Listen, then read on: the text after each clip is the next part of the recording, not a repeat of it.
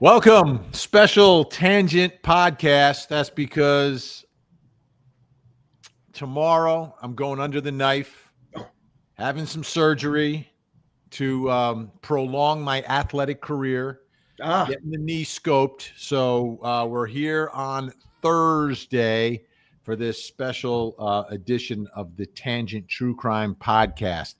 Okay, enough about me. What are we talking about today? Today's all about a football star, some may call him an ex-football star, who got jammed up in Indianapolis. And what he did, what he's accused of, is horrific, inexcusable.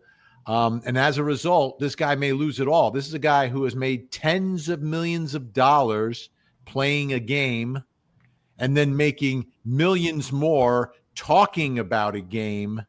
And it was no game after midnight in Indy the night before the game. We're talking about Mark Sanchez, who is a USC Trojan, a former New York Jet. He played for the Eagles. He played for, I think, one other team. And now currently is working for Fox Sports. So we're going to talk about what happened in Indy, what it means, and everything else that comes along with the program. I'm Vinny Politan, lead anchor for Court TV, 8 to 10 every night, 2 hours of live true crime. With me, Albert H. Wunsch III. Hasta la vista, Los Tangenistas, and JETS, Jets. And, of course, our radio legend, the one and only Jonesy. And, of course, the H stands for honorable. Good day. Greetings from Asbury Park, New Jersey. This is the Tangent Podcast.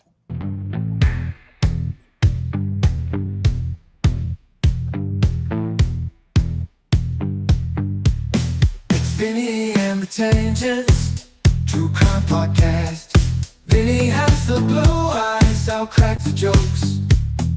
Jonesy stays behind his shades, entertaining all the folks. It's Vinny and the Tangents, True Crime Podcast. Load up all your comments, hit those super chats. Let's go smash that like button so we can all have a blast. Vinny, Allen, Jonesy on the job. They're the Sugar Hill Gang of true crime. They're telling stories of days gone by. They take crime and turn into a good old time. It's Vinny and the Tangents, True Crime Podcast.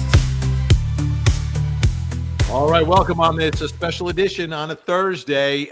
You might be wondering, okay, why are Al and I wearing football jerseys? Well, or you might be wondering why I'm not.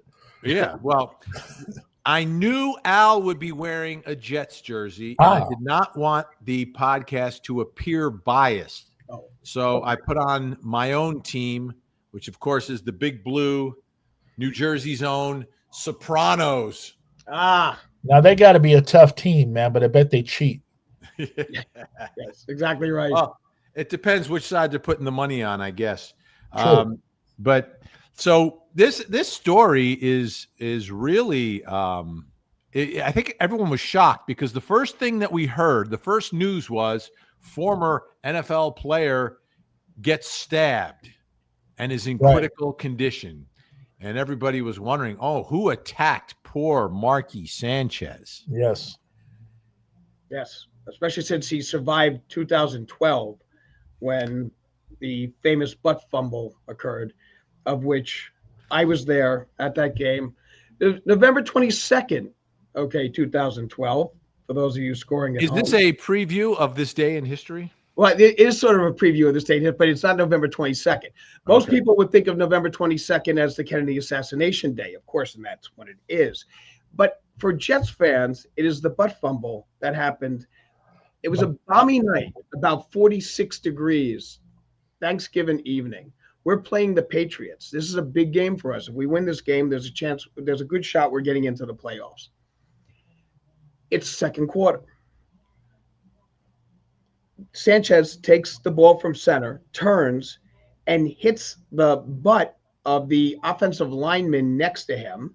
It was his name was I believe it was Coleman. And did he have a large that's what I was thinking. region? So could it be his fault? Did Kenyon. you have too much, how you say, junk in the trunk? Well, I don't necessarily think that was the situation. I'm sorry, his last name was Moore. So, he hits the guy's butt. The ball fumbles. It gets picked up by one of the Patriots. Okay, Steve Gregory, if I'm not mistaken, and he runs for a touchdown. In that quarter, after that happened, the New England Patriots scored 3 times in 52 seconds. Wow. Okay. The final 49-19. And at that point, the Jets' opportunity playoff was, hopes were dashed. And no Jet fan, like anyone, has ever forgotten that whole situation. Probably one of the most embarrassing moments in Jet history, basically until this situation. But it's interesting that it'd be Sanchez that has both embarrassing situations for the Jets, if it turns out that he is actually guilty of what he is accused of in this. Now, I just want to say this: as a quarterback, he did bring us to the playoffs twice. First 2 seasons, he brought us to the AFC Finals. Okay, he lost. First was against the Colts. Second one was against the Steelers. He had a 33-29 record for the Jets while he was a quarterback for the Jets. Which in Jet history is actually good. Well, that's not bad, right? But the scenario was, I never thought he should have been a Jet anyway. I have a inherent bias against West Coast quarterbacks playing for East Coast teams. I don't think they are able to really fully appreciate the cold and things along those lines. And he was a lifelong California guy, Mexican heritage. And you come into this area here, you got to have a certain blood. Let me just say, Al, it appears he's attempting to keep warm. Yeah. In this photo, his hands were a little cold, so he's looking for the warmest spot on the field, which may be near the buttocks. Yeah, well, believe me, aren't the buttocks usually the coldest part? It looks like he's almost cupping the innermost regions. So yes, that would be very warm. It might be warm because that's where they take your temperature, Jonesy. Yes, true. That's a good point. And so he's trying. He's getting a lot closer to 98.6. Yeah. Well, I will tell you this: there was 3 times in Jets history that the stadium went silent. Okay, one was the situation when what was it? Doug Berg broke his neck on the field. It was a horrendous situation. It was just so terrible. The second was Dan Marino with the fake spike, and then there was this. So 79,000 people, 20 million people watching on television, and then boom, that was it. Yeah. And I see Ashley Bouchard says, Albert, come to Gillette Stadium. I was at Gillette Stadium. I've been to Gillette Stadium, and I was there last time for the Army-Navy game. So excellent. That's where the New England Patriots play. So what I'd like to do is get into the case, and we're going to start here with some of the radio transmissions from that night. West Maryland Street. Male complainant says he is behind the West End Hotel and was attacked, then disconnected. Right across from the convention center and lock down this alleyway because this is going to be involved as well. I'll be following the medic to Eskenazi. Patient's critical right now. And that's the seriousness of this. So the victim in the case is 69 years old. He's a man. Just think of the scenario, right? The contrast here. Mark Sanchez made $65 million playing football. Then you've got a career as a broadcaster, national broadcast, goes straight from being in the NFL to being on national television. Okay, so that's like another incredible gift. Either high 6 or 7 figures. My guess is 7 figures to do that as well. And there you work 20 weeks out of the year, and it's one game that you've got to do.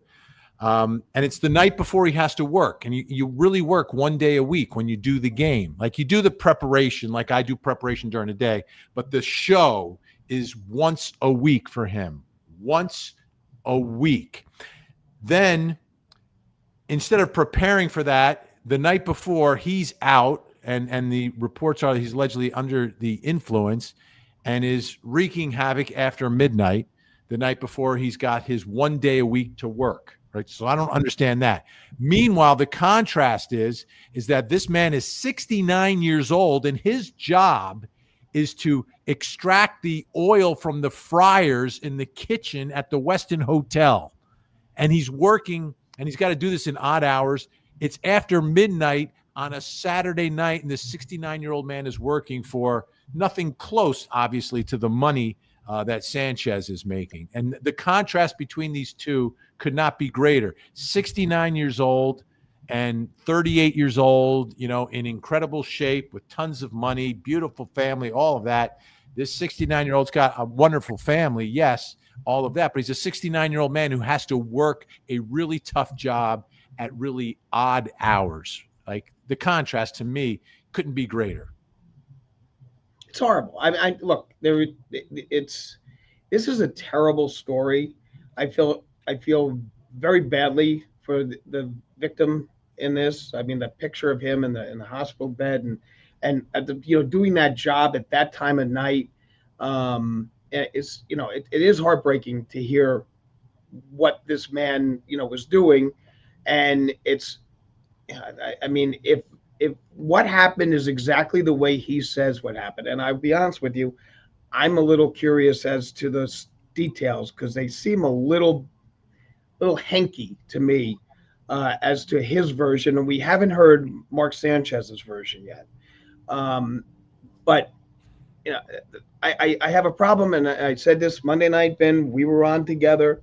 I was wearing the my green Jet jersey as opposed to the white one I'm wearing now, and meaning the home team. Now I'm in a away jersey, but you get out of the hospital, you're in this bad shape, and the first thing you do is you get yourself a plaintiff's lawyer. Yeah, I get a little, questionable. That gets to me. That gets to me as well, and it seems to always happen when the other person is of some notoriety or has publicly. It's known that he has money. No, he's got a lot of money, but he's going to have a lot less when this is over. I'll tell you that right now. Let's get back to more. We've got a great reporter from WRTV, which is a Court TV affiliate station with Scripps, did some great reporting on this. Let's take a look at what they got for us. This is the alleyway in downtown Indianapolis where former NFL quarterback and Fox Sports analyst Mark Sanchez was involved in a stabbing incident over the weekend. The Marion County Prosecutor's Office and INPD Chief Chris Bailey saying acts like what happened over the weekend will not be tolerated in the Circle City. I don't care who you are. I don't care what you do for a living. I don't care where you live. If you come into our city, commit violence, we will use all the tools at our disposal to hold you accountable. Mark Sanchez now faces a felony charge for battery resulting in serious bodily injury, as well as 3 other misdemeanors.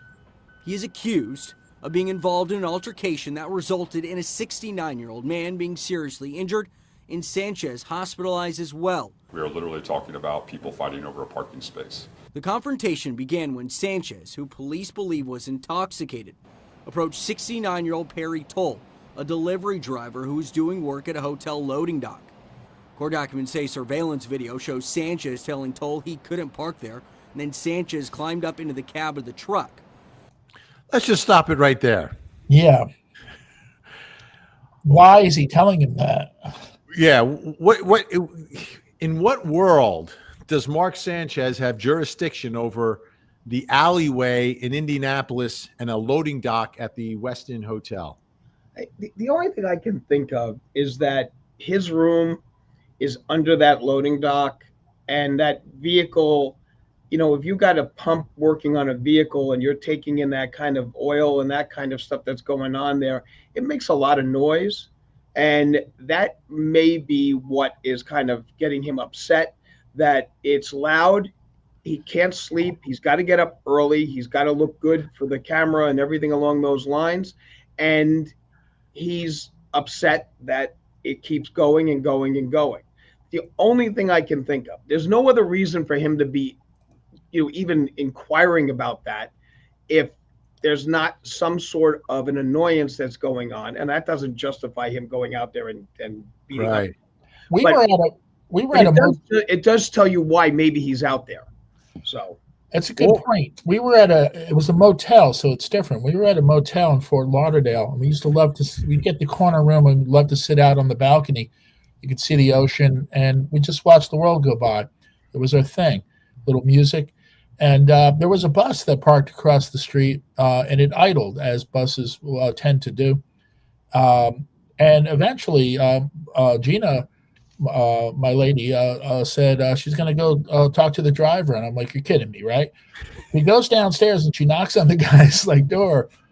And, she tells him, like, look, we're our room's right here. Do you have to, park here and idle?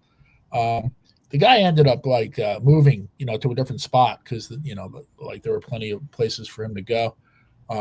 But she actually went and confronted the guy. Of course, nobody got stabbed and, nobody got beaten and put into the hospital or anything like that. So it doesn't look like he's wearing his pajamas right here. Well, you would get dressed before you come down, right? Yeah, I would get dressed before I would come down to go into an alleyway and confront somebody. Al, if Al had to work in the morning, he wouldn't even be sleeping. He'd be staying up all night. So it really might not bother you. But that's just the point. It would not bother me. It might bother a guest I have in the room, but it would not necessarily bother me. I just it's if I have to work in the morning and I have to get up early, I would almost rather just stay up and just go right through it. But let's take a look at more. Surveillance video also reportedly shows Sanchez running after the driver and throwing him to the ground. That's when Toll says he used pepper spray and then a knife in what he says was self-defense. He's back at home with his wife and just recovering at this point. Obviously there's going to be a lot of medical care that he's going to continue to receive in the coming days and weeks and months. Eric May is the attorney representing Perry Toll's family. May says Toll's speech, among other things, have been affected because the injuries to his mouth, jaw. Look at that. He's pretty buff for a 69-year-old. He's working hard. Hard-working man. And face. He's been a worker all of his life. It's a heck of a thing to see somebody like that still working as hard as he was, and he's hopeful to continue working someday. He's just that kind of guy. He's a tough son of a gun. In Indianapolis, Adam Shooms, WRTV. All right. The laceration on the cheek that he has, I'm trying to figure out how that happened. Because even the description of what had gone on, that he has said that, what happened and he was on the ground and this, that, the other thing. He had the knife and he used the knife to stab Sanchez several times. Yeah. And that I know you can get a laceration from a facial punch, but that, that's kind of a weird place for that. So I'm curious as to how that happened. But I'm not saying it didn't. I'm just saying I'm just curious how that. Probably I don't remember hitting anything. I don't remember him saying that Sanchez had a weapon. I do remember, he said that he pepper sprayed him and that, it basically just annoyed him. And then he wiped it off and then, kept punching. But the laceration on his cheek is interesting. I'm curious as to how that happened. Well, I think it would probably be the struggle, right? You're being stabbed, so he's going to be attempting to fight him off. Yeah, but that's a pretty deep. That looks like almost like a knife did that. It does look to my untrained eye like more of a gash, like you say, yeah. And even the term laceration. I know, like I said, I know you can get a laceration from a facial punch because it's usually up by the cheekbone area and the skin is, kind of tight there. So a punch could do something along those lines. That's further down on your face. So I'm kind of curious where that happened. Unless, he never mentioned that Sanchez took control of the knife and then used it at him or whatever the situation was. I mean, but Sanchez was stabbed from what I read in his version, like at least 3 times. Yeah. But so Sanchez is an athlete, right? He's a professional athlete. He's kept himself in really good shape. He's physically imposing, I'm sure, and able to fight back to a certain extent. And I think that's what would likely cause what happened here. I want to put up some images so people who don't know Mark Sanchez have a better idea. He's 6'2". He's 6'2". His playing weight was about 200, if I'm not mistaken. And it looks like he's a little bigger now. I mean, I think he's a little bigger now. This is back in his playing days. He's like any other athlete these days, in really, really good shape. Strong. I mean, you're not going to. It's difficult, I think, to play in the NFL and not be like a big, tough guy, especially if you're in there for 10 years. And if you just look at this picture, I think this one, you can tell the dude's still big. Yeah, he takes care of himself. Like he's a big dude. So to me, it's an unfair. The man obviously needed something to defend himself, because if he goes hand-to-hand combat with this man, he is going to lose. Yeah, it's when he described the fact that when they sprayed the Pepper spray in the face of Sanchez, and that he wiped it off and continued to assault him. I just thought automatically of that sequence in Blazing Saddles when they want to try to take care of Mongo, and so the sheriff starts putting his gun on. He goes, "Oh no! Don't use a gun. If you shoot him, you'll only make him more angry." Okay, so that's Mongo was not able to be stopped by bullets. This man was not able to be stopped by pepper spray. So, and the other part, I think, that is a significant fact here is that he jumps into the man's truck. Now, if I'm not mistaken, the man apparently has some sort of a hearing issue. Okay, he's either hard of hearing or something along those lines, and he may not have understood what was being said to him by Sanchez. And that might have been the reason why Sanchez got into the vehicle with him. Once again, I'm not condoning it. I understand it. If the guy doesn't understand you and he's not able to comprehend, you want to get closer. And it's easier to get, from the other side. I think it was a stupid move on Sanchez's part, but that might have been the reason that he was put into the cab of that vehicle. Plus, the machine is loud. I mean, if you hear what those machines do, it's a very loud thing, which is probably what caused this poor man's deafness, is being next to that machine all the time. But so that might have been the reason why he got into the cab. All right, Sarah Kardashian, a great fan and viewer. Thank you so much. It's been reported the facial wound was from the knife and actually lacerated his tongue. But I don't recall the guys in the versions I've read that have been set forth. I don't recall them saying that he had the knife. Meaning who had the knife? That Mark Sanchez had the knife. No, but what I'm saying is, if I have it, I'm grabbing your hand, and then boom, it ends up. Oh, all right. So you mean to tell me like he in the struggle? Okay, and I hit him that way. All right. That's a thought. I didn't think of it that way. Yeah, it's like a an offensive defensive wound. Okay, that is certainly plausible. All right, I've got some more to show folks here. I think I have some video from the scene. Let me see. Let me get back to it. Here we go. Oh, I've got to remove him. There we go. So this is the alleyway that they're talking about. So I think on the right is part of the Westin, but I don't know if maybe he's staying there, maybe he's not. It's not clear because there's 3 Marriotts in that downtown area. There's actually the Westin, there's a JW Marriott, and there's a 3rd Marriott, all downtown. So I'm not sure which one he was staying in. I do know that this is right next to a pub. Okay. And I'm wondering, I think a big unanswered question is, where was Sanchez coming from? You are saying, well, maybe he's coming from his room. I would say if he's out after midnight on a Saturday, he might be coming from the pub. That's once again, that's certainly plausible. We haven't heard his version. We haven't heard anything. I mean, I know he has a lawyer. The lawyer has made no statements thus far. I did see one of the comments. Did Fox put Mark Sanchez on, suspend him? He has been suspended. He will not be on. Well, I don't think he would have been able to be on anyway. I mean, he's recuperating from stab wounds. He's done. He's not on. Well, I mean, he's not been fired. But he has been suspended indefinitely, pending, their investigation into this incident. Yeah. Well, all of us on television have the morals clause. Right. That's correct. And the morals I'm in radio, but I have no morals.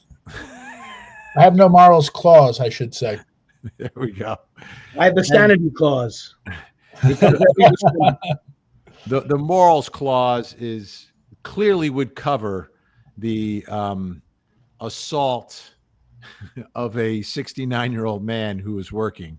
That would clearly fall within the guise of the morals clause. So I don't even know if he could negotiate like a payout for the rest of his contract. If I was Fox, I wouldn't, maybe you do just to get rid of it, but like he's got very little leverage. Yeah. With them. They could let him go today. I'm sure they'll wait for the case to resolve itself, and then handle it from there to protect themselves.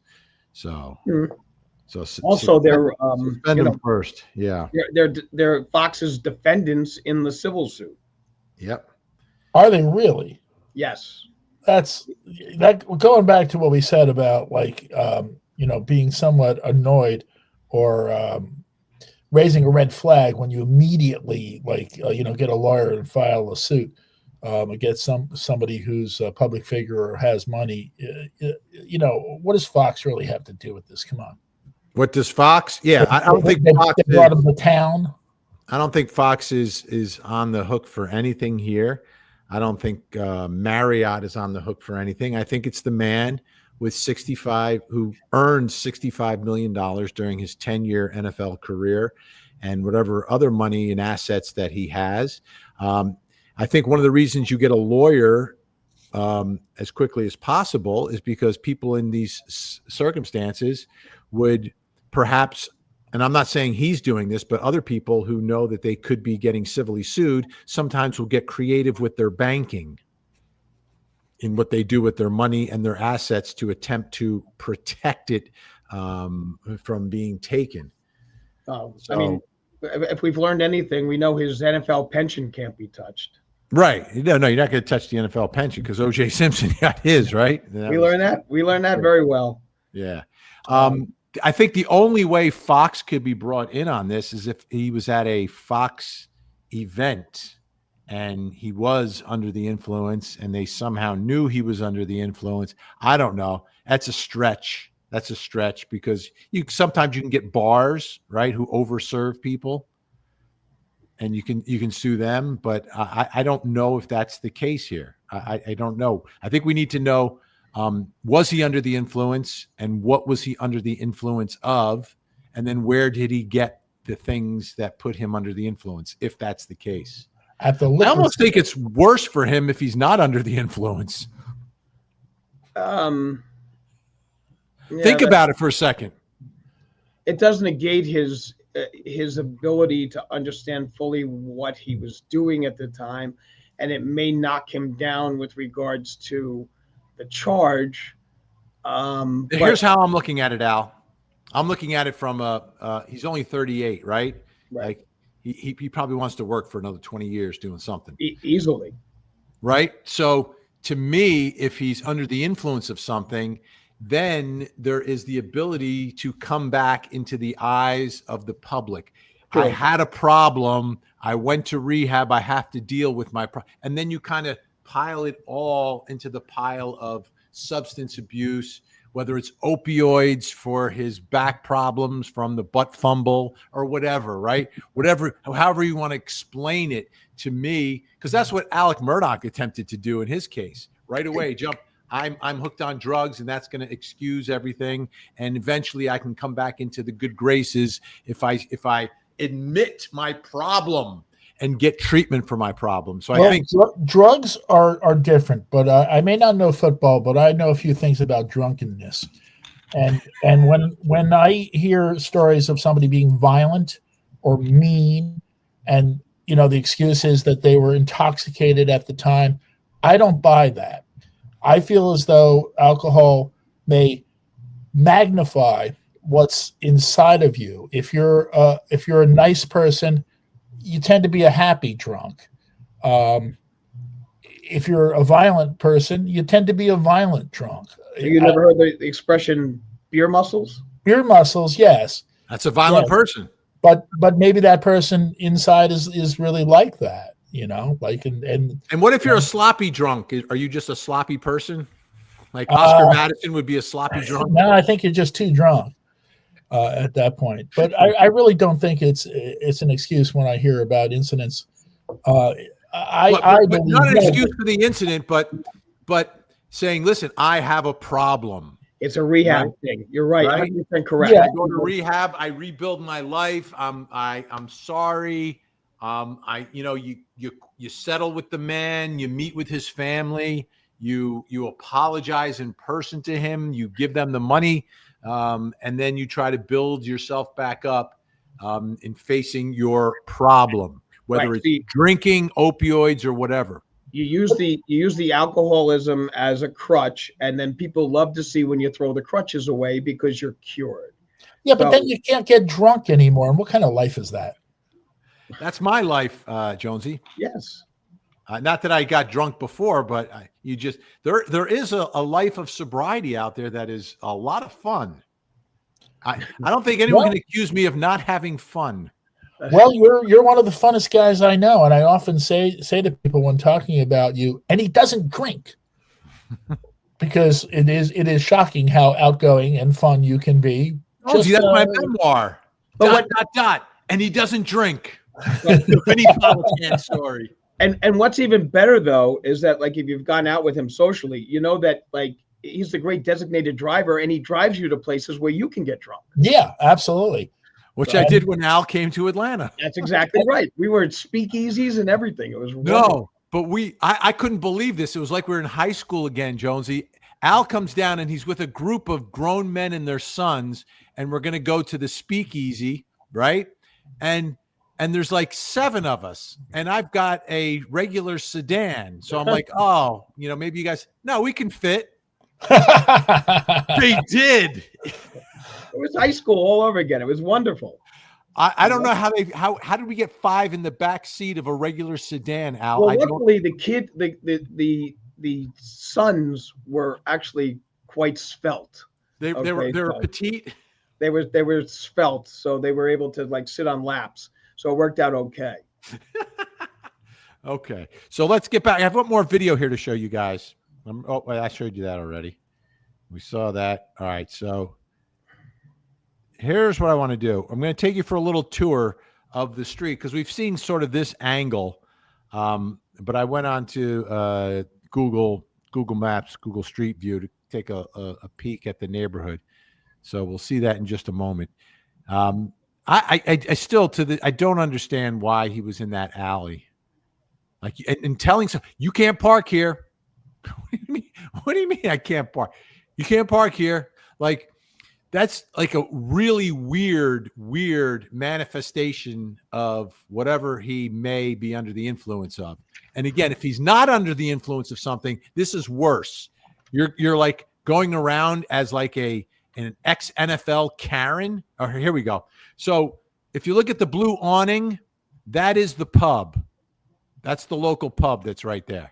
And Okay. you go down just one block. I'm going to take you down the street here, one block, and there's the alleyway as we start to turn towards it. That's the alleyway where this apparently took place. So this is my theory. You ready? He's at the pub. He's walking back to the hotel and passes the alleyway and sees the man parking there. And maybe you're right to a certain extent, because it is very loud. We know it's loud because that's why the driver took his hearing aids or turned them off, because it was so loud. Right. He turns them off, and that's why he couldn't hear Sanchez. So maybe Sanchez is walking back to his hotel, passes the alleyway on the way to the hotel, hears the noise, and then that's the reason for confronting him in whatever state he's in, whether it's complete sobriety or feeling a little buzz or totally gone. Does that make sense? I think that kind of incorporates everything that we're saying. It does. It does. And up here is an overhead map of the area, so you can see where the alley is. Again, the top right part of this is it's gone. All right. Here we go. So you can see how close it is. You walk out, and it's like half a block down the alleyway from the pub. So, all right, civilly, right? Because there's going to be two parts to this. There's going to be the criminal and the civil, and they play off of one another. Right.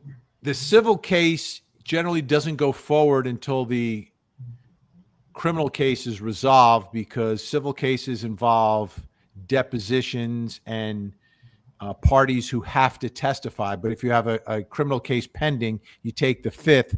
So, Al, generally, am I correct? Because I've seen this in some of our cases, that the parties and the judge in the civil case will put a hold on it until the criminal case is resolved. Yes. But the interesting thing is that I can tell you that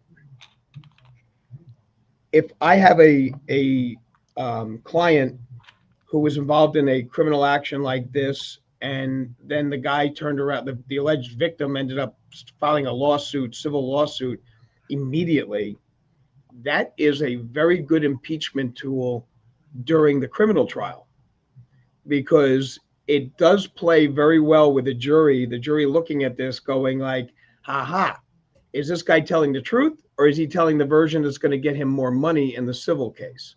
So that is a very useful impeachment tool. If I'm representing a victim in regards to something that's even in any criminal case, I just had a very tragic case. I'm representing the family of a person who was killed in a drunk driving accident.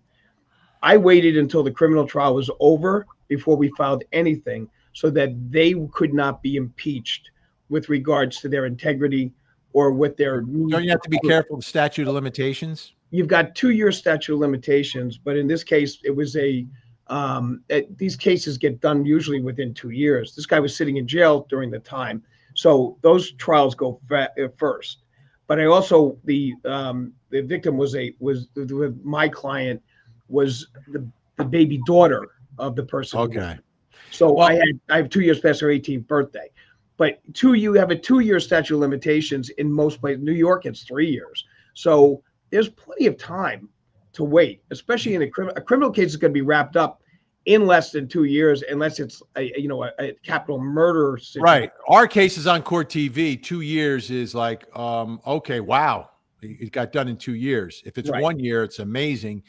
More likely it's 3, and then you get to other states, it could be 4 years before they are tried. These are 2 years is kind of the average, I would say, for a red rum on Court TV around the nation. So here's why I don't fault him for getting an attorney. These people, obviously, you're going up against a very sophisticated person in Mark Sanchez because of the level of wealth that he has. You don't want to be run through the system. You hire a lawyer because you want an advocate, someone who's going to advocate and help you walk through the system. There are people who don't understand the difference between a criminal case and a civil case. And that's the truth. Like if you just sort of live your life and live You could be a hardworking person, just lives your life. You stay out of trouble. You've never had a criminal case. You've never been sued. You've never sued anyone. And you don't pay attention to it because you're too busy working hard, making sure that your family is taken care of, that you don't pay attention to what, we talk about all the time, which is our system of justice. There are people who don't really know about that relationship or even distinguish between the two. There are people who believe that you can settle with a victim like this and the criminal case goes away, when they're completely separate and different and unrelated. A criminal case is brought by the state. The victim is not a party to the case. The victim is a victim and a witness. They're not a party to the criminal case. They have some rights because of new legislation in some states, but they're not a party. The party is the state versus the accused, the Commonwealth versus the accused, the people of the state, the people of the Commonwealth versus the accused, but not the victim versus the accused. And if you don't know that, I mean, something like this happens, like we need a lawyer. I don't know. How does this work? How does it work? We've got these medical bills. What do we do? How do we protect ourselves against this millionaire? And that's why you get a lawyer. Yeah, but not within hours of being released from the house. Within hours. No, that's yes, within hours. That's little. They've got hospital bills that they can't pay. First of all, under New Jersey, under the law I could say for New Jersey, there is the Violent Crimes Compensation Bureau, which will. Do they know about that? No. A lawyer will know. They do know about that because the police department advises you about that. Oh, please. But please. I just want I want to bring something up that I just realized. I mentioned that there were 3 instances in Jet history where the stadium went silent. And I just realized this now. Okay, so the first, as I said, was the situation with Dennis Byrd breaking his neck and being paralyzed. That was November 29th, 1992. Then there was the spike play. That was November 27th, 1994. And then there was the butt fumble, which was November 22nd, 2012. November is not a good month for Jet fans. I'm just bringing that up now. Yeah, no, it's not. So 3 instances of that. And so history has taught us that November is not a good month for the Jets. No, it's just not. War to civil rights and all the revolution fights. World War I and World War II. Well, always knows who is who. It's this day in history. This day in history. History. Now let's listen to his story.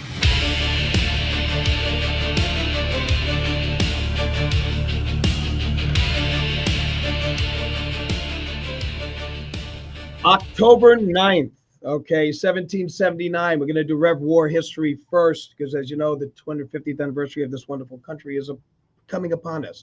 The Siege of Savannah, it was an attempt by the Franco and American forces to get Savannah rid of British rule, and unfortunately, they were not successful.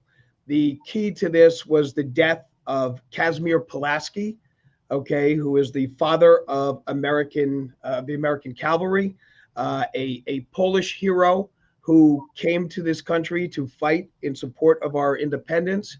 And he was mortally wounded and died shortly thereafterwards at this battle. This man was so famous, he actually saved George Washington's life at the Battle of Brandywine, when Washington was in danger of either being killed or being captured by the British, which would have been horrendous.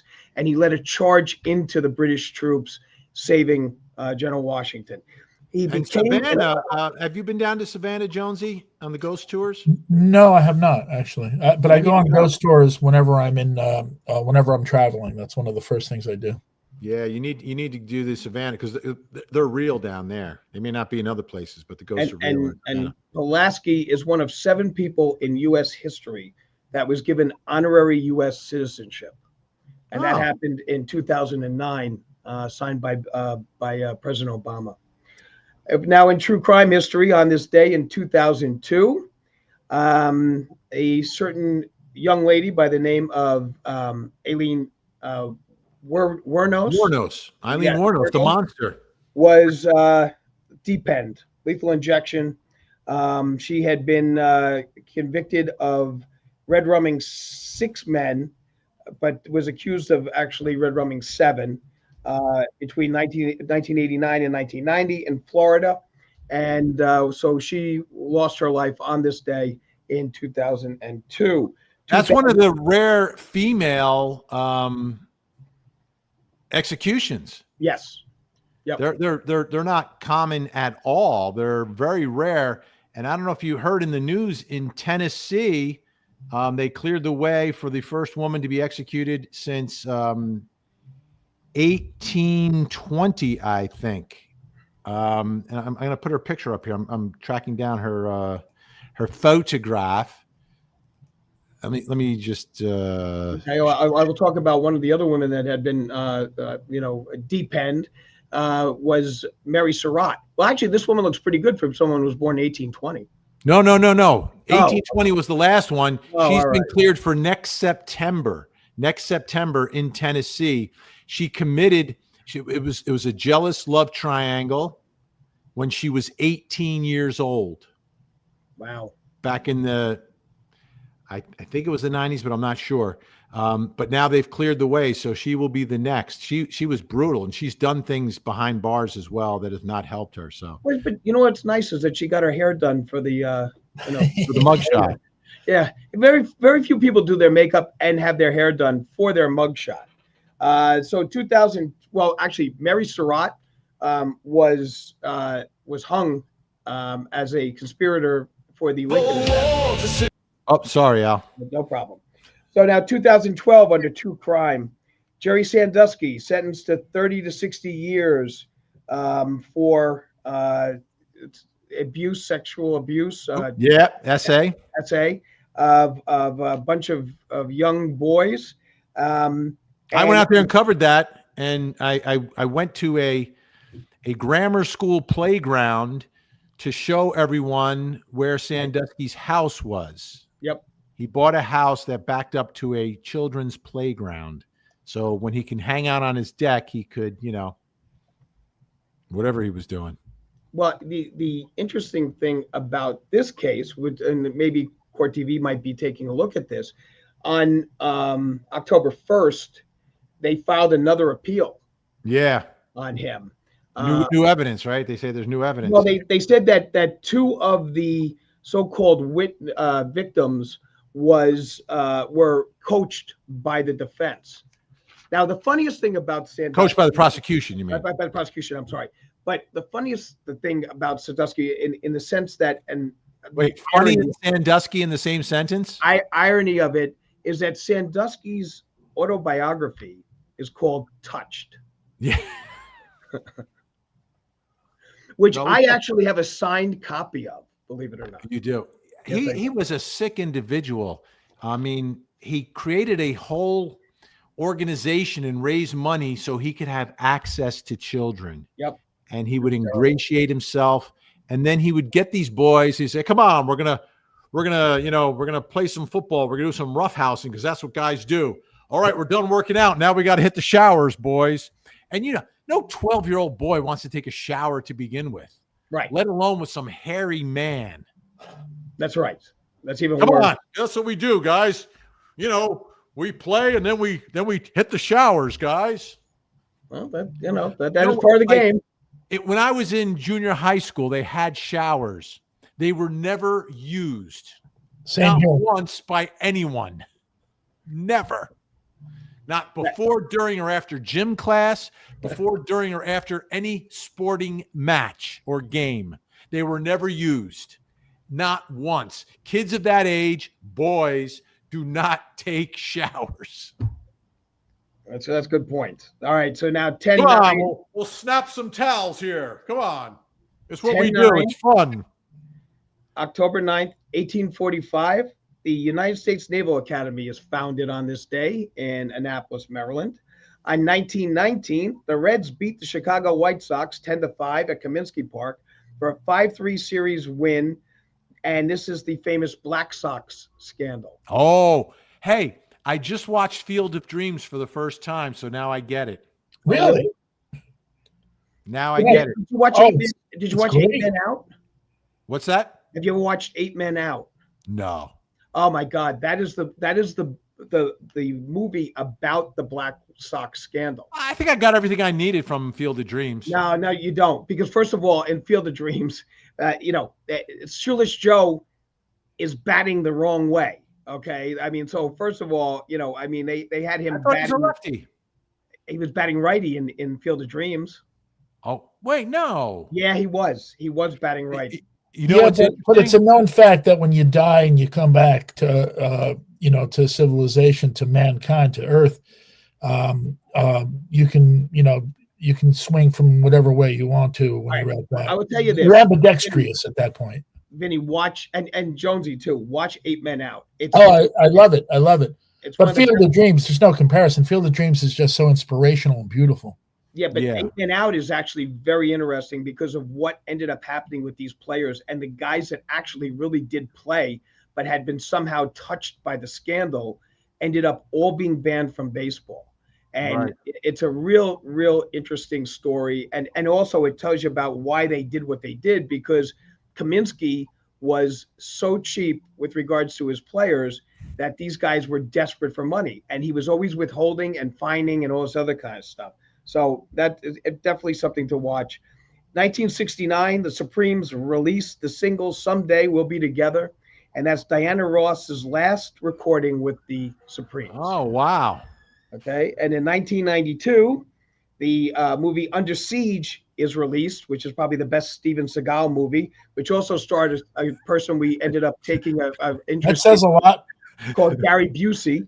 Okay, and Tommy Lee best Jones. Steven Seagal movie. It was Under Siege is a great movie. Under Siege is a very good movie, and it has. I think the best performance by Seagal, though, he had a reality show called Lawman. Yeah, I know. Yeah. And they used to shoot like he would spot, like he became like a real sheriff, and he's driving along with the sheriff, and when he spots a criminal for the show, little laser beams would come out of his eyes, and he would zoom in on the crime. Hey, you gotta love reality.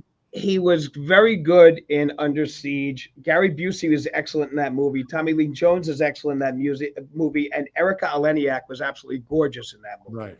Okay, and finally in 2012, the young lady by the name of Malala Yousafzai was shot 3 times in the face by Taliban gunmen for boarding a school bus in Pakistan. She was 15 years old at the time. Yeah.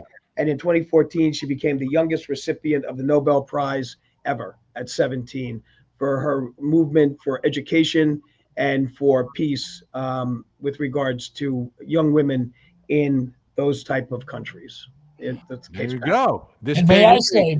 May I say about Tommy Lee Jones, before he starred in a movie with Faye Dunaway back in the day and started to become a huge film star, he was in One Life to Live as a young actor. He played the detective on One Life to Live.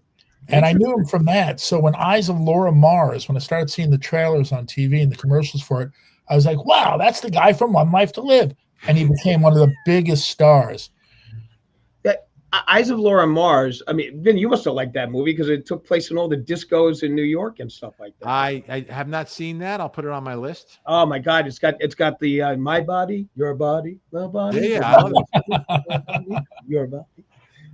You've been having bloody memories again, haven't you? Yes, I have. I also like to sleep. Confirming that Field of Dreams is a great movie. Of course, Gen X, part of our incredible Mod Squad. Hey. The Mod Squad. Keeping order in the chat. The Mod Squad. The Mod Squad. Spotting trolls who attack. The Mod Squad. Oh, Gen X is ready and on the scene. Frankie Biggs making sure they're keeping it clean. Jennifer Sue telling haters don't be so mean, and Ashley Bouchard on top.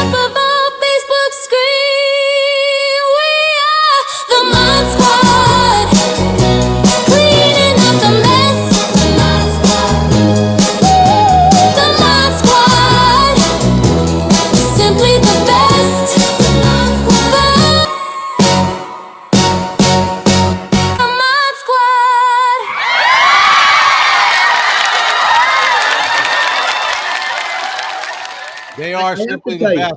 I have to tell you. I tried to finish this bottle of water during the song. I got down to this much. Oh, I thought your image froze because it just remained. No, I wanted to see if I could drink a whole smart water during the Mod Squad song. They told me I need to hydrate for my surgery tomorrow. I have to tell you that I am still trying to figure out whether or not that sounds more like Lala Brooks or more like Darlene Love. What do you think? I was thinking like, Shangri-La's and that kind of thing. So, Darlene Love, I'd say. All right. I'll go with Jonesy. I'll go with Jonesy. The Mod Squad, ladies and gentlemen. And we had Darlene Love on our Sirius radio show. Oh, yeah. Yeah. Oh, Jonesy. There we go. Cleaning up the mess. So last time we were on, I tried to get this video up, but I didn't get it in time. As you know, I just came back from Italy on a big trip.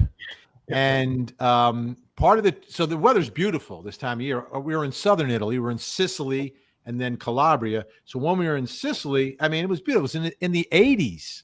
Gorgeous weather. Not too humid. It was very comfortable, very nice. So one day we did our trip to Mount Etna, which is an active volcano. And we got up to a certain level of Mount Etna, and then we jumped out, and then we were going to go, walk around on Mount Etna, and weren't quite prepared for what we were about to encounter. So here I am. Was it lava? Kind of the opposite of lava, which is what surprised. Like my main concern was my shoes. Are my shoes going to burn or something? Are my sneakers going to melt? So I didn't wear my really good shoes for that particular excursion. But let me show you what happened when Vinny went to Mount Etna in Sicily just about 2 weeks ago.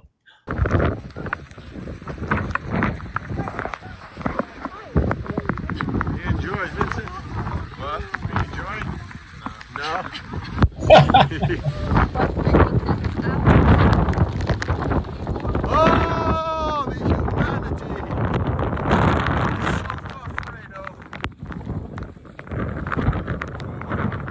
Climbing up now. Woo! It's windy, it's cold. Oh, mackerel! It's crazy. I'm getting pelted. Pieces of ice are hitting me. The hailstones. Oh, my goodness gracious. Climbing Mount Etna. I'm on top of the world.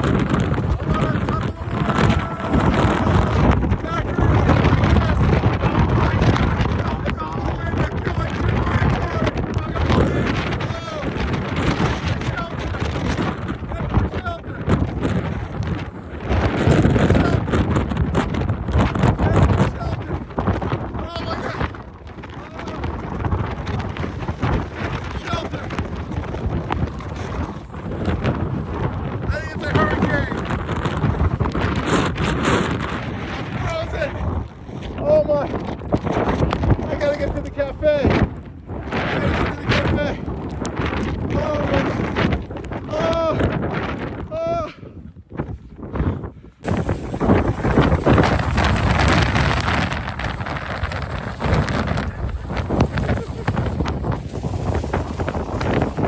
We did it! Why would anybody do that to themselves? You could have just went to a Walmart. The only thing missing was you yelling NEM, NEM, because I mean it looked like the Twister was about to start. No, it was bad. And here's another thing. Apparently, they shot scenes from Star Wars here. Oh, cool. Which I was trying to capture here, like with some of this video. Our guide said she has never, ever in 10 years encountered weather like this at Mount Etna. It was a hailstorm. The winds, you couldn't quite tell because the wind was drowning out the audio. It was like 40-mile-an-hour winds. When we got to the edge, it was like, and then we had to turn around and run back. It was insane.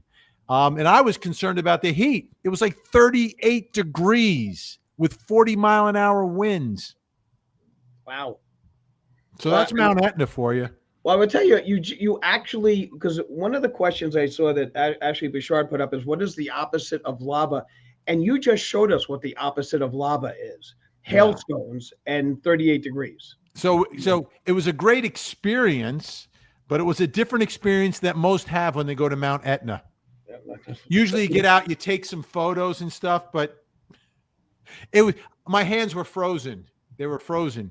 But if you look at the geography here, you can see how the lava has covered everything at different times. And it was a beautiful day down below. We went back down the mountain and went to a vineyard and had an incredible lunch in the sunshine. It was crazy. Oh, lovely, with an Italian word. Un viaggio meraviglioso. Thank you, lovely. Well, I mean, so what Mount Etna, when was the first time that had actually erupted?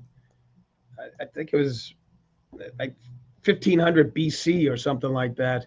So, I mean, it's had a lot of serious eruptions, but that's remarkable to be seeing it that cold at that time, and especially that point of the year. Yeah. Very interesting. And let me see. Rhombohedral watches the Etna web. Oh, they have an Etna webcam. Oh, wow. You know what? Probably should have taken a look before I got dressed to go on this excursion. Very good point. Very good point. Crazy.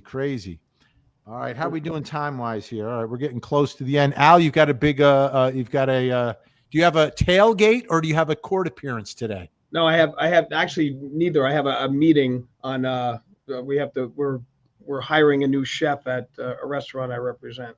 So I have a meeting with the new chef and a tasting and things along those lines. You're going to lunch.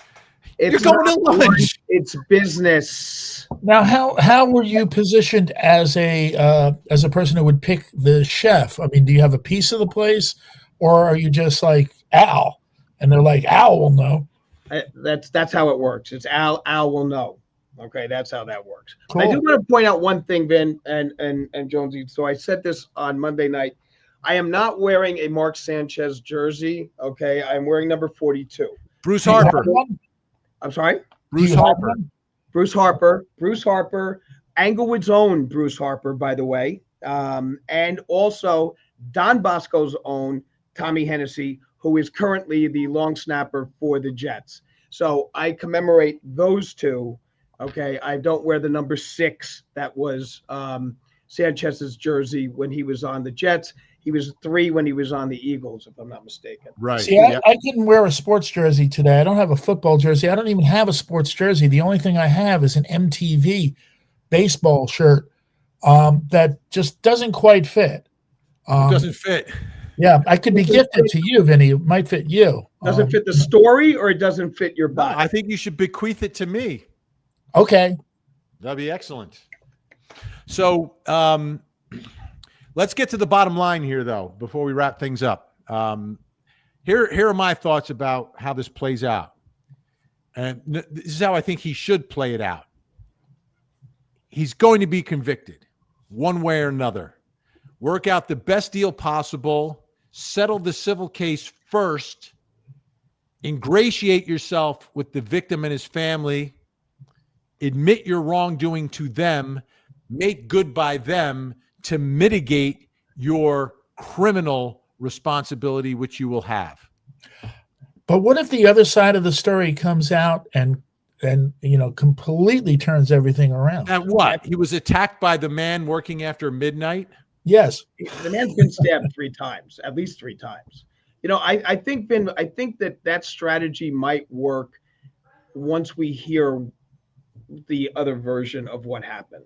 But right now it's too early to call it, because right now, they're sitting there thinking, I will tell you this, that if I'm representing, Sanchez, I might be thinking about going in and filing charges against the guy, against the alleged victim. Ooh. Okay. I have had that happen before, and that puts the state in a very difficult burden and in a very difficult position.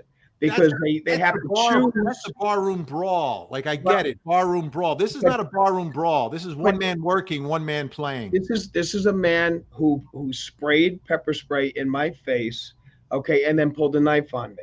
Okay, that might be my version of what happened, not necessarily the version we're going to be hearing from the plaintiff's lawyer, okay, on the side of this. So until we know all the facts, a strategy cannot be ascertained. We got the video, so.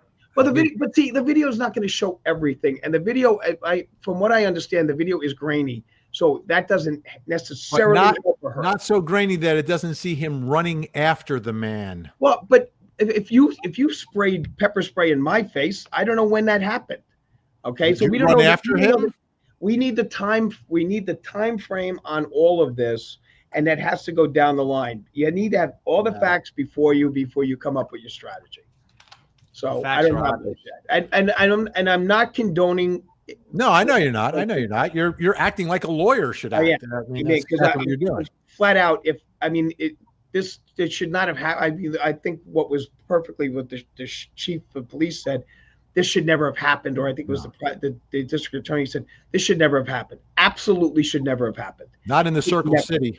Right, and it really is. It's just horrific that it did happen. Yeah, but how much money do you think he's got to give him? I say $5 million. I know. $5 million plus medical expenses. Okay, I mean that's fair. I don't think that's unreasonable based on someone who's 69 years of age. Yeah. But the one thing that I heard about, which I don't know if this is going to be true or not, is that his son's getting married next week, and his father's not going to be able to be at the wedding. I mean, that might then perk up the value of the case, so to speak. The 69-year-old son is getting married? The 69-year-old son is getting married next week. I thought I read that in one of the versions here, that they said that as a result of his injuries, he's not going to be able to go to the wedding. And that would then, in my opinion, the value of what the case a little bit, for sure. And you know what the thing is this, like even if you're innocent, meaning if Sanchez gets exonerated by a jury, that doesn't mean he's going to be out on the civil end anyway. Okay, we've seen that happen. Okay, with OJ and everything along the line. So I mean, he's going to be paying money on this, and $5 million is probably not a bad number under the circumstances. All right. Speaking of paying, Renee Roberts, thank you for the star. Vinny, start paying Al. He gives you a lot of his time. You know what? Thank you. It's about time. I hope Court TV I'll pay you weekly, very weekly. Yeah, exactly. I'd be happy to be paid. Well, you know what? The nice thing about Court TV is that they do send me a post-dated third-party out-of-state check. I get that every 3 months, so it works out very nice. Yeah, exactly. We've got to do something else here real quick. One moment, please. Please stand by. Please stand by. To get happy, it's time to get funky. It's time for us to smile, because here comes Max Spunky. Yes, the ultimate palate cleanser, the Intermezzo McSpunky, bringing a smile. Vinny, Al, Jonesy Mods, Mad Chatter, sending love and cheers. Thank you, McSpunky. Very nice. Very nice. Yeah, McSpunky's gonna have to make his way onto the Christmas special this year. So he needs to make himself available. We have to have our business meeting to discuss the Christmas extravaganza. Yeah. No, it's going to be I think bigger than last year. Bigger than last year? Is that possible? If that's possible? If that's possible, and the planning has to start now. It's Rocktober already. Well, maybe this this year you can show the other 2.5 hours of my recitation of the facts that happened with regards to my most special Christmas. So you cut it down from 2.5 hours to 36 seconds. All I remember about last year is I had gotten really, really sick, and then I had like a horrible side effect from some prescriptions that they'd given me that had caused me to start doing like crazy stuff. I really did have a side effect that made me I said to Gina, I was like nuts, right? And she's like, oh yeah. And you guys told me it was going to be like 2 hours, and I got set up to do it, and it seemed like it went 4 hours. It just went on and on and on.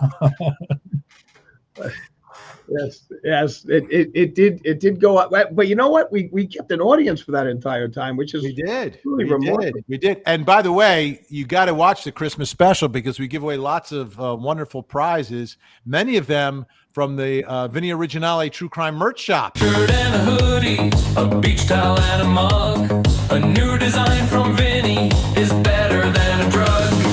True crime merch, you know he did it. True crime merch, mark the exhibit. True crime merch, we hate Casey. True crime merch from Vinny Originale. Love this pose. Amazing. Our tangent stuff is great, unlike any others. Buy it now, don't wait. Perfect for all you mothers. True crime merch, allegedly. True crime merch, stepped on a bee.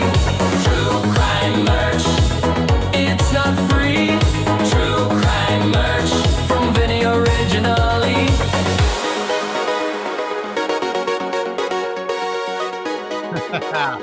May I say this about the T-shirt, the Tangent T-shirt? As a rule, I don't wear my own image on a shirt because I did once before. When I first got one, I wore one, and the lady at the Subway token booth made comment about it, and I looked down and I kind of felt like unless you're a pro wrestler, you shouldn't wear your own face on your shirt. So the first time I saw it on a person was this weekend. Gina was wearing it, and may I say, it is a really cool shirt. When I saw it on her, and I was watching your little images staring back at me and stuff, it was very cool. So I would encourage people to get the Tangent T-shirt. Absolutely. By the way, Bice is volunteering to be an elf, so we may need some elves. Nice. Now, the plural of elf is elves, correct? That's right. So I went to the Bruce. Is shelves. So I saw all the Bruce Springsteen Christmas shows in Asbury Park over the years, and one year he had these little Santa helpers, little elves, females, on stage with him, and I was so far away, even though it was at a very small place, the convention hall, that I saw the Santa outfits, with the chicks with the short Santa outfits, and I was like, wow, cool, hot Santa chicks. It turned out it was Springsteen's mother and aunt, who were in their 90s. But I was so far away, and me being a guy, I was like, wow, check out that outfit, showing a lot of skin, huh, baby? Whoa, hey. Common sense investigator, Vin, we need long sleeve shirts and tank tops. Okay. Yes, yeah. I got to jump back in. Perhaps I'll have some time after my surgery tomorrow to update some of the items. I'll be doing some work there because I won't be running around so much. Now, when will you be able to play baseball again? I think by December, I'm hoping to be back in full training mode to get ready for the spring season, get ready for my hopefully my basketball tournament, and of course pickleball. 4 to 6 weeks is standard on that, and you'll be up and you'll be as good as new. Yeah, it's perfect. It's you're getting it back again, and thank God they're not having to do a replacement. So that means it's really good. Yeah, of all the knee surgeries you want, this is the one you want. This is the one you want. Exactly right. Yeah. My next one's going to be the injections on the bone with the little. Yeah, that's not as fun. No, but it's better than a knee replacement. That's for sure. Yeah. So, all right, let's see if we got a few more comments, and then I think we got a roll. Rebecca Mireless, allegedly. What's interesting about the allegedly shirts? There are imposters out there, number one. I saw that, yeah. And then one of the biggest podcasts in the country, one of the biggest, also their logo's a little different than my allegedly, but they have an allegedly as well, which is interesting because it's not a legal podcast. But I think theirs came about to protect themselves from being sued for defamation on their podcast. They just say allegedly. Well, you know, Vin, I can tell you this, though. I have done my research on it, and the other people that do these shirts misspell allegedly. So we have it spelled correctly. Oh, fantastic. Okay? So, all right. don't buy horribly misspelled shirts. That's what I have. How could you make a shirt and misspell it? Well, that could be a cool shirt itself, though. Really? If Allegedly? if you misspell it in a way that's kind of clever. That's why. Al. Allegedly. Right, allegedly. So the in one of it was a movie with some of the Saturday Night Live cast members in it, but this guy got a tattoo that said "No regrets," and he misspells regrets. And the guy says, "What was your tattoo say?" It's "No regrets." He goes, "No regrets." He goes, "None." He says, "Not one? Not just one letter?" No regrets. There was a civil case in the Seaside, New Jersey, a Jersey Shore amusement town, of a guy who got a tattoo, and I forget the exact tattoo, but the tattoo artist misspelled it, and so he had like this permanent tattoo, allegedly permanent, instead of mom. Yeah, and he sued, right? Because MOOM, moom. So maybe someone should invent spell check for tattoo artists. My thoughts on it were, if you're going to get a tattoo on the Seaside Park boardwalk, you deserve what you get. You deserve what you get. Nina Drew, this is an easy call, talking about, of course, Mr. Butt Fumble, Mark Sanchez. Do you think? I think it's going to be an easy call here. Yeah. I mean, everything's on video. The why people are where they are, to me, seems pretty easy and obvious. And the contrast between the two makes it a very easy call. I really think his lawyer should be in complete mitigation of damage mode and figuring out a way to mitigate his damage so Sanchez can put together some semblance of some career from this point forward. And it's going to be difficult, but the public is forgiving. Look, Michael Vick's back in football, Yeah. Coaching. So it can happen. All right. So before we go here, Al, where can no, this is the wrong one. I want to do, which one do I want? This one. Yes, right. There we go. Right. Where can folks find Albert H. Wunsch III, Esquire? If you happen to be in Montvale, New Jersey on Saturday at 1:00, I will be at the Don Bosco St. Joe's football game. Okay, so please come. It's going to be a lot of fun. I'll have a tailgate going. It's going to be quite an extravaganza. And what kind of wine at the tailgate? Actually, we're going to go with Malbecs. Malbecs from Argentina. Okay. Because it goes very good with sausage and spicy food and sausages and peppers and things along those lines. So there'll be Malbecs be served. And on Monday, of course, I am in closing arguments with Vinnie Politan from 8 to 9. And just, don't pay attention to the other two people I'm with on that night, because they don't add to the show. It's all me. And hasta la vista, los Tangenistas. Jonesy, where can folks find the radio legend? Well, come see me live. I'll be appearing at Radio City Music Hall, New York City, USA, at Rockefeller Center this Saturday night. Wow. I have tickets to see David Byrne. Oh, I thought you were playing. Oh, I thought you were playing. Oh. I was excited. I was like, holy cow. Yeah, that's the gag. Oh, me, I'll be off the air tomorrow, ladies and gentlemen. But I hope to be back on Monday.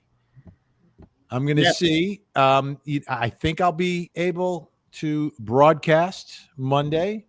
We'll see how the surgery goes, but I'm pretty confident that I'm going to get back in there. We have elevators. I'm not going to have to walk up any stairs. You can come out with a cane like Alex Trebek did after he had some surgery on Jeopardy. Or do it from your hospital bed. That's kind of cool too. Yeah. Yeah, I could do that, but hopefully I'm not going to be in a hospital bed on Monday for a meniscus arthroscopic surgery. Yeah. That would be really bad. That would be very bad, but that I'd be calling Al Wunsch for the malpractice. case. That's right. That's exactly correct on that one. You know, Al, if you didn't know you were wearing a Jets uniform today, it almost looks like a Navy officer's uniform because there's like a emblem here and such when you get a certain shot of it. Gentlemen, the doorbell has rung. I need to go because I'm getting some post-op supplies delivered. Oh, nice. To help with my knee. So say goodbye, Jonesy. Goodbye, Jonesy.